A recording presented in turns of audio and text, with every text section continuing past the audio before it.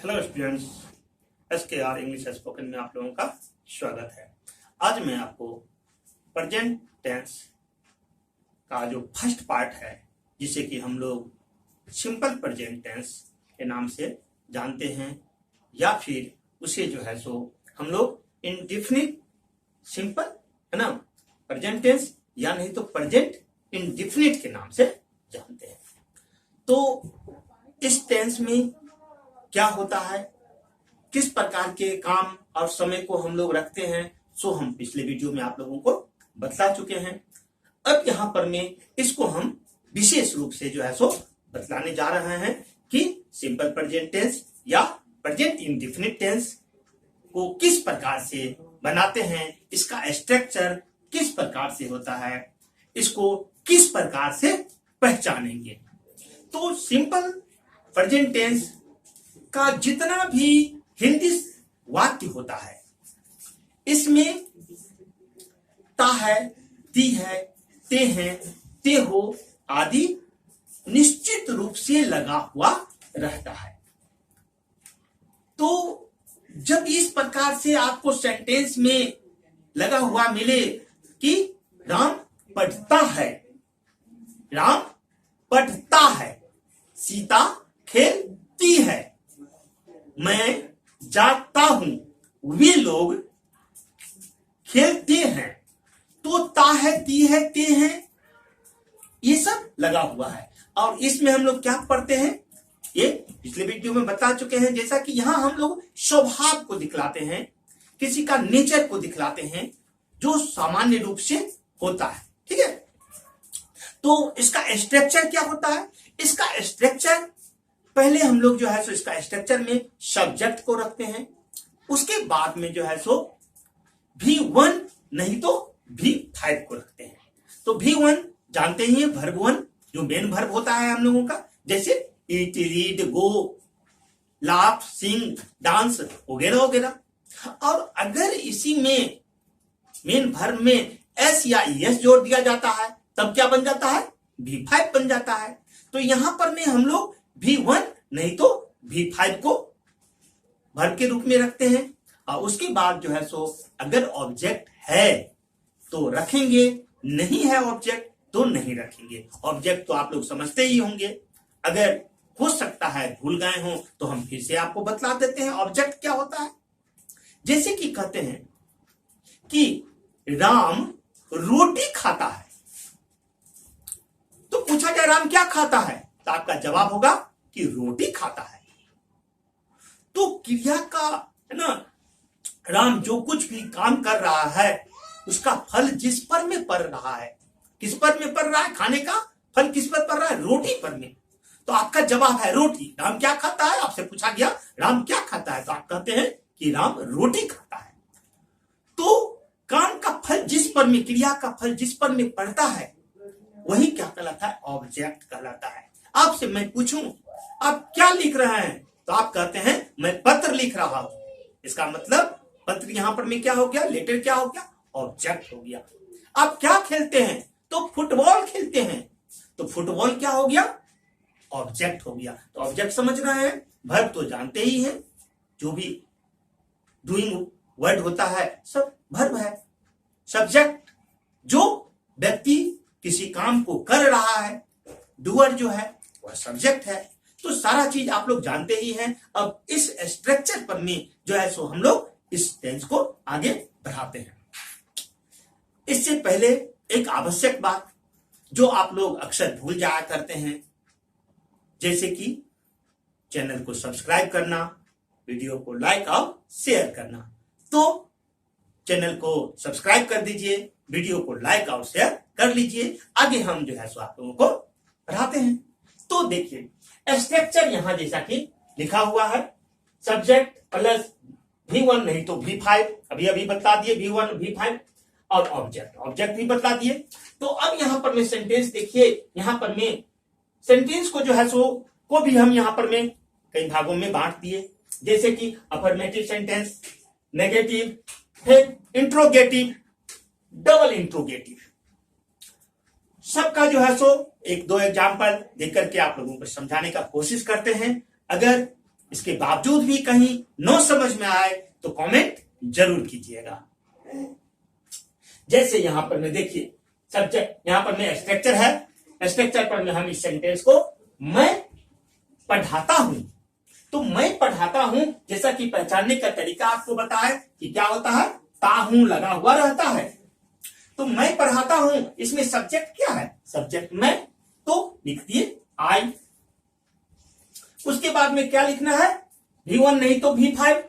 अब V1 कहां लगेगा, V5 कहां लगेगा, तो V5 सिर्फ और सिर्फ थर्ड पर्सन सिंगुलर नंबर का जब सब्जेक्ट रहेगा तो वहां V5 लगेगा। बाकी सभी जगह पर आंख मूंद करके V1 लगाएंगे।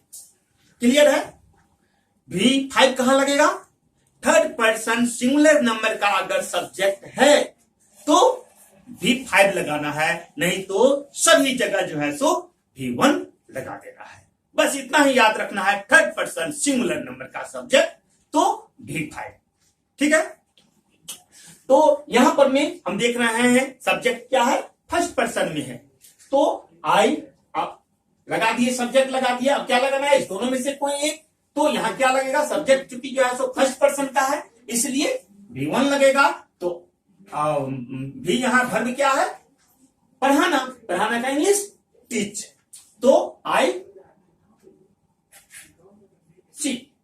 टीच, सेंटेंस कंप्लीट हो गया।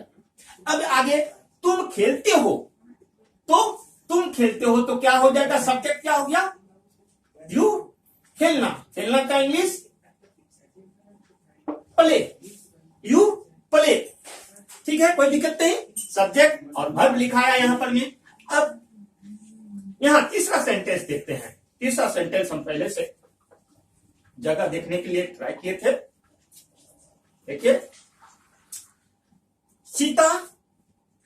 सीता कलम से लिखती है, तो सीता कलम से लिखती है, तो सीता सब्जेक्ट है, सीता सब्जेक्ट, तो सीता लिख दिए, सीता।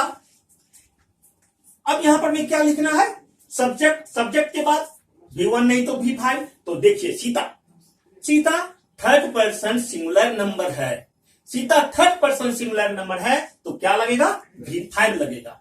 तो V5 वर्ब यहां पर में क्या है, लिखना, तो राइट में क्या कर देंगे, S लगा देंगे, तो क्या बन जाएगा, राइट्स, तब V5 बन जाएगा। तो Sita rights, Sita writes.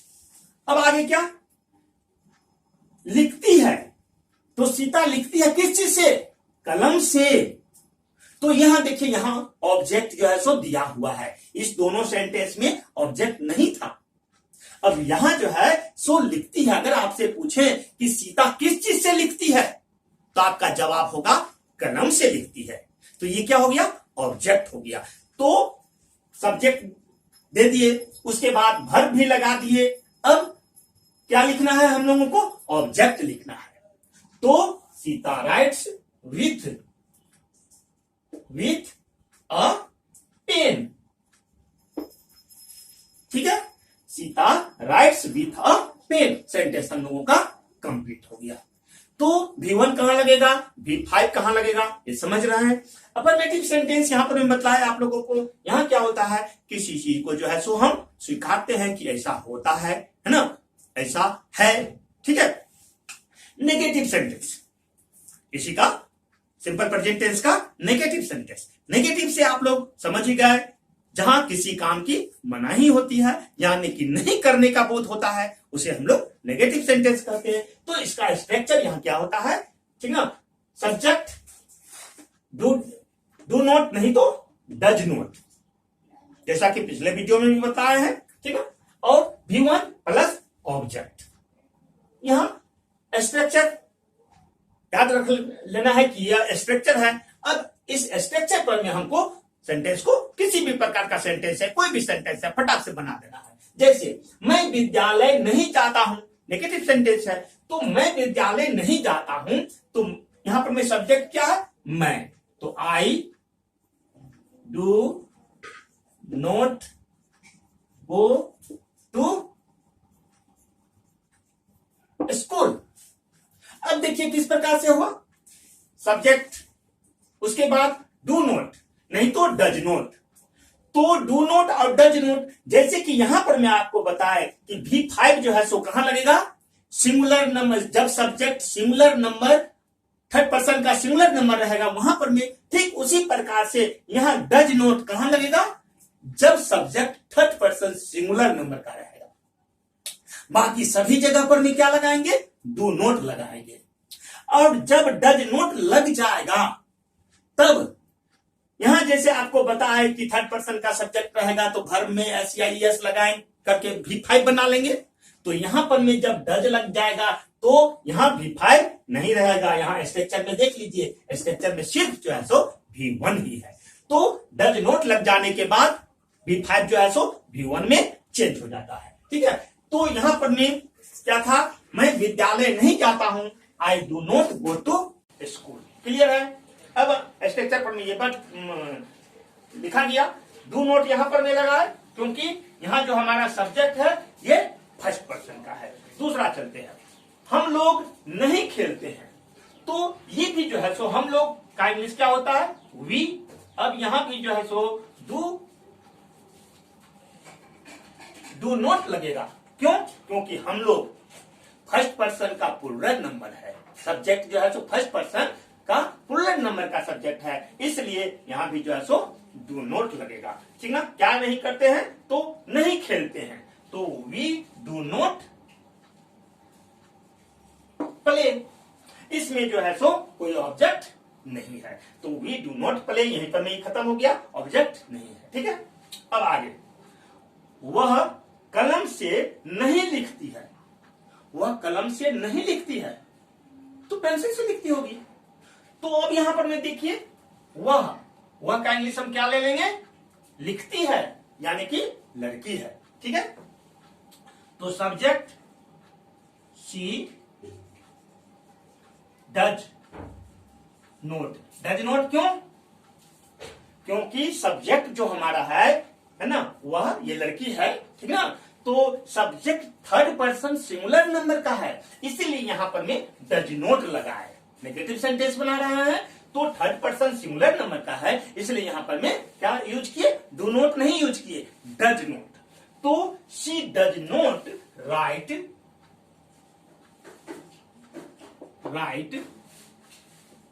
With अ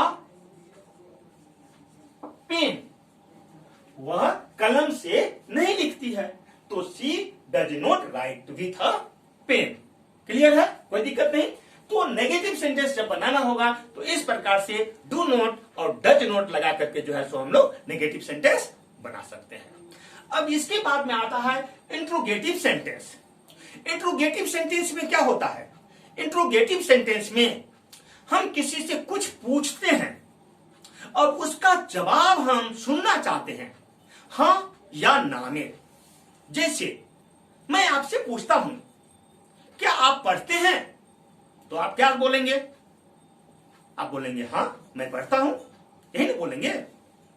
जो नहीं पढ़ता होगा, अगर हम वैसे बच्चे से पूछ लें क्या तुम पढ़ते हो, तो वो क्या कहेगा, ना, यानी कि यस और नो। तो यस नो में जब जवाब देना हो, ठीक ना, तो उस प्रकार का स्ट्रक्चर को जो है सो हम इस प्रकार से बनाएंगे, ठीक ना। और ये इंट्रोगेटिव सेंटेंस कहलाता है, जहां पर में हम किसी से पूछते हैं, उससे जानना चाहते हैं कि वह इस प्रकार के काम को करता है या नहीं करता है, तो ये इंट्रोगेटिव सेंटेंस कहलाता है। अब उसका स्ट्रक्चर क्या हो जाएगा, जिस प्रकार से नेगेटिव में यहां डू नॉट और डज नॉट यूज करते थे, उसी प्रकार से यहां पर में डू और डज का यूज करेंगे, क्योंकि ये नेगेटिव नहीं है, इंट्रोगेटिव है। तो यहां हम डू और डज को क्या करेंगे, कहां रखेंगे, सब्जेक्ट के पहले रखेंगे। सब्जेक्ट के पहले अगर डू या डज को रख देंगे तो वह इंट्रोगेटिव सेंटेंस हो जाएगा। हम उससे कुछ पूछ रहे हैं, उससे जवाब सुनना चाह रहे हैं कि वह इस प्रकार का काम करता है या नहीं करता है, यानी कि वह यस और नो में हमको जवाब देगा। ठीक, क्लियर है। चलिए, तो स्ट्रक्चर क्या हो जाएगा, डू या डज फर्स्ट में लगाएंगे, उसके बाद सब्जेक्ट, उसके बाद V1 रहेगा। तो अब यहां देखिए क्या है, यहां पर में है क्या तुम खेलते हो। यहां पर मैं कोई किसी से पूछ रहा है या मैं किसी से पूछ रहा हूं कि क्या तुम खेलते हो, तो क्या करेंगे, इस दोनों में से क्या लगेगा। यहां तुम है, सब्जेक्ट क्या है, तुम है, तो यहां पर मैं डज तो नहीं लगेगा, क्लियर है। डज कहां लगेगा आप लोगों को याद रखना है, थर्ड पर्सन सिंगुलर नंबर का सब्जेक्ट रहेगा, वहीं पर डज लगाना है, बाकी सभी जगह पर में डू यूज करना है, क्लियर है। तो यहां तुम है तो हम क्या कहेंगे, डू यू, इसको जब बनाएंगे तो डू यू प्ले। अब यहां पर मैं क्वेश्चन मार्क देना नहीं भूलेंगे, क्योंकि हम उससे क्वेश्चन किए हैं, इंट्रोगेटिव सेंटेंस है, तो क्वेश्चन मार्क देना नहीं भूलेंगे, क्वेश्चन मार्क देंगे ही देंगे। तो डू यू प्ले हो गया, क्या तुम खेलते हो। अब नेक्स्ट सेंटेंस बनाना है, क्या सीता गाती है।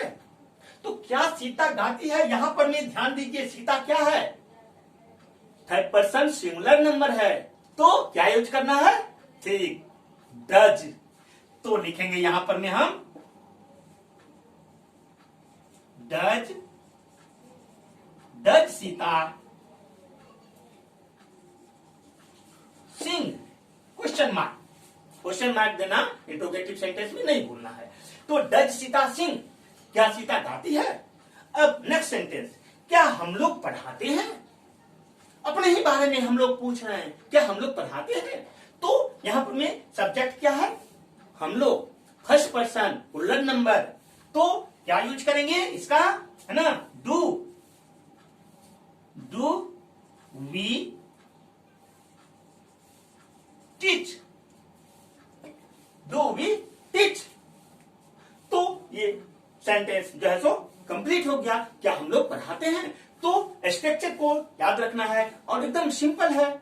यहां पर में जो है सो डू डज लगा करके जो है सो हम नेगेटिव जब बनाना हो तो डू नोट डज नोट लगाना है, इंट्रोगेटिव बनाना है, डू डज को आगे में रख लेना है, ठीक है, सब्जेक्ट को बाद में रखना है, इंट्रोगेटिव बन जाएगा, ठीक है। नेगेटिव बनाना है तो डू डज को सब्जेक्ट के बाद में रख देना है, ठीक है। अब आते हैं आगे, अब आगे ये इंट्रोगेटिव जो यहां समझे, अब देखिए थोड़ा सा इंट्रोगेटिव में चेंज है, इसको हम बोलते हैं डबल इंट्रोगेटिव सेंटेंस। यहां पर में क्या होता है, यहां पर में कुछ क्वेश्चन ऐसा होता है, कुछ प्रश्न आपसे जो पूछा जाता है उसमें ऐसा होता है कि आप हाँ या ना में आंसर नहीं दे सकते हैं, आपको आंसर कुछ दूसरे तरीके से देना पड़ता है। जैसे मैं आपसे पूछूं कि आप क्यों पढ़ते हैं, अगर मैं आपसे पूछूं कि आप क्यों पढ़ते हैं, तो क्या आप आंसर यस नो में दे सकते हैं, नहीं दे सकते हैं। अगर मैं पूछूं वह क्यों हंसती है, यस नो में आंसर नहीं आ सकता है, कुछ अलग आंसर देना होगा। तो इस प्रकार का जब सेंटेंस होता है उसमें, और यहां जो इंट्रोगेटिव पर है इसमें दोनों में अंतर समझिए क्या है। यहां पर में ये जो इंट्रोगेटिव है इसमें क्या देखिए, फर्स्ट में है हिंदी वाक्य जो है उसमें क्या फर्स्ट में आया हुआ है, शुरू में आया, क्या से स्टार्ट होता है सेंटेंस। और यहां देखिए डबल इंट्रोगेटिव जब सेंटेंस जब बनाते हैं इसमें क्या होता है, यहां पर में जो है सो क्या, क्यों, कहां वगैरह वगैरह, यह बीच में आता है, शुरू में नहीं आता है, शुरू में सब्जेक्ट रहता है, ठीक है, क्लियर है। यही इस दोनों में अंतर है। तो अब यहां पर में, यहां ये जो इंट्रोगेटिव है यहां पर में यस नो में आंसर आएगा, इसका जो है सो डबल इंट्रोगेटिव सेंटेंस में यस नो में आंसर नहीं आएगा। तो बनाते समय स्ट्रक्चर क्या होगा, स्ट्रक्चर ठीक इसी प्रकार से होगा। यहां जो स्ट्रक्चर है डू डज प्लस जो है सो सब्जेक्ट प्लस V1, आगे भी खाली यहां क्या कर देना है, WH फैमिली का वर्ड लाना है, जैसे व्हाट, व्हाई, क्यों, है ना, हूं वगैरह वगैरह। तो उसी को लगा करके फर्स्ट में लगा देंगे तो वह डबल इंट्रोगेटिव सेंटेंस बन जाएगा। अब जैसे देखिए वह क्या खाती है, तो पहले हमको इस क्या का इंग्लिश बनाना पड़ेगा जो फर्स्ट में आएगा। तो यहां पर में इसका क्या इंग्लिश क्या बनाएंगे, what does she it, interrogative है ना, सेंटेंस है, इसलिए यहां पर क्वेश्चन मार्क लगाएंगे। तो यहां पर मैं व्हाट लगाए शुरू में, क्या लिखे, व्हाट डज शी इट। अगर रहता कि क्या वह खाती है, अगर ऐसा रहता तो कहां से स्टार्ट होता, यहां से, डज शी इट। अब क्या बीच में घुसा हुआ है, शुरू में नहीं है, इसलिए व्हाट डज शी इट, ये डबल इंट्रोगेटिव सेंटेंस है, इसका आंसर यस नो में नहीं दिया जा सकता है। ठीक है, वह क्यों रोता है, यस नो में आंसर नहीं दिया जा सकता है। तो यहां पर में सेंटेंस WH फैमिली फर्स्ट में आ जाएगा, है ना।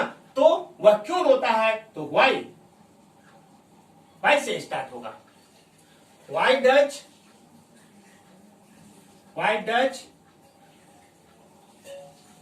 ही क्राई, क्लियर है, वाई डज ही क्राई, वह क्यों रोता है।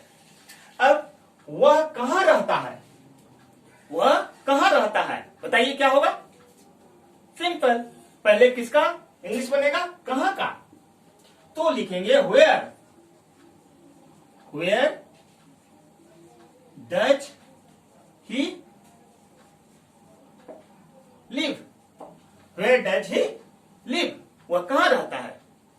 तो इसी प्रकार से हम लोग स्ट्रक्चर को याद रखेंगे। अब फटाफट हम तो यहां पर मैं दो सेंटेंस आपको बताए, आपको सिर्फ नियम जानना है, स्ट्रक्चर जानना है कि किसका स्ट्रक्चर क्या है, किस प्रकार के सेंटेंस को किस प्रकार से जो है सो हम ट्रांसलेट करेंगे। उसके बाद एक स्ट्रक्चर पर में तो आप लाखों सेंटेंस बना सकते हैं, किसी भी प्रकार का सेंटेंस है उसको जो है सो स्ट्रक्चर पर में बैठा दीजिए, आप जो है सो इंग्लिश लिख सकते हैं, बोल सकते हैं। तो इस तरह से जो है सो यहां पर मैं सिंपल प्रेजेंट टेंस समझाने का आप लोगों को कोशिश किए। किसी तरह का कोई दिक्कत हो तो कमेंट जरूर कीजिए, और लाइक, सब्सक्राइब और शेयर करना तो भूलिए ही मत। वीडियो देखने के लिए धन्यवाद।